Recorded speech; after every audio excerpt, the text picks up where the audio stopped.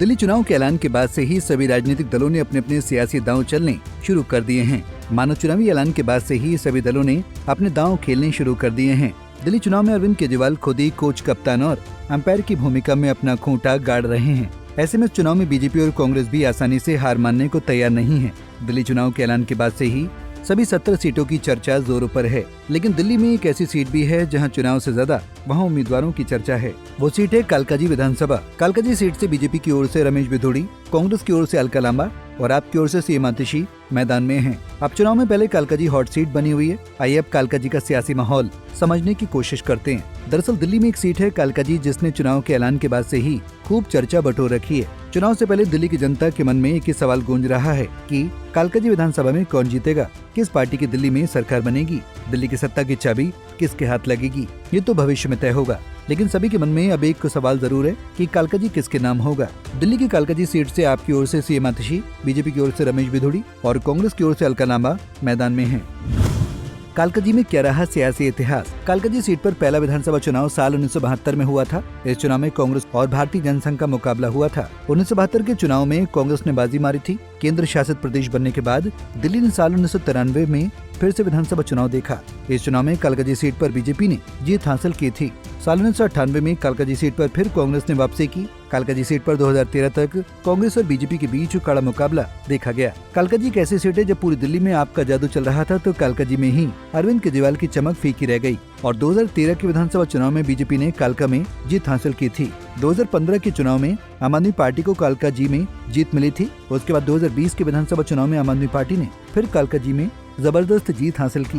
2020 के विधानसभा चुनाव में आपको 70 में से कुल 62 सीटों पर जीत मिली थी। 2020 के विधानसभा चुनाव में कालकाजी से आपकी तरफ से सीएम आतिशी को जीत मिली थी। आतिशी ने 2020 में भाजपा के धर्मवीर सिंह को 11,393 वोटों से पटकनी दी थी। आतिशी को उस विधानसभा चुनाव में कुल 55,897 वोट मिले थे, जबकि दूसरे नंबर पर भाजपा उम्मीदवार को 44,504 वोट मिले थे।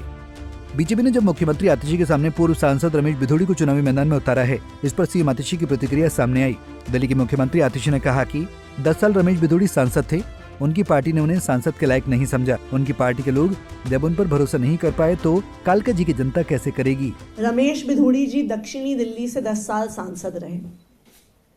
उनकी अपनी पार्टी ने उन्हें इस लायक नहीं समझा कि उनके 10 साल के काम के आधार पर उनको फिर से सांसद का टिकट दे दें। अगर उनकी अपनी पार्टी ही उनके काम पे भरोसा नहीं करती है तो कालकाजी के लोग उनके काम पर कैसे भरोसा करेंगे। ऐसे में कांग्रेस उम्मीदवार अलका लांबा ने भी बीजेपी आप पर निशाना साधा। उन्होंने कहा कि मामला त्रिकोणीय नहीं है, रमेश बिधूड़ी कहीं पर भी गिनती में नहीं आएंगे। सुनिए क्या कुछ कहा अलका लांबा ने। देखिए, मामला ट्रायंगुलर नहीं है। रमेश बिधूड़ी जी कहीं पे भी गिनती में भी नहीं आएंगे, लिख कर ले लीजिएगा। कारण साफ बता रही हूँ, 10 साल सांसद रहे ना, इसी कालका जी के हालत देखिए और उनकी भाषा।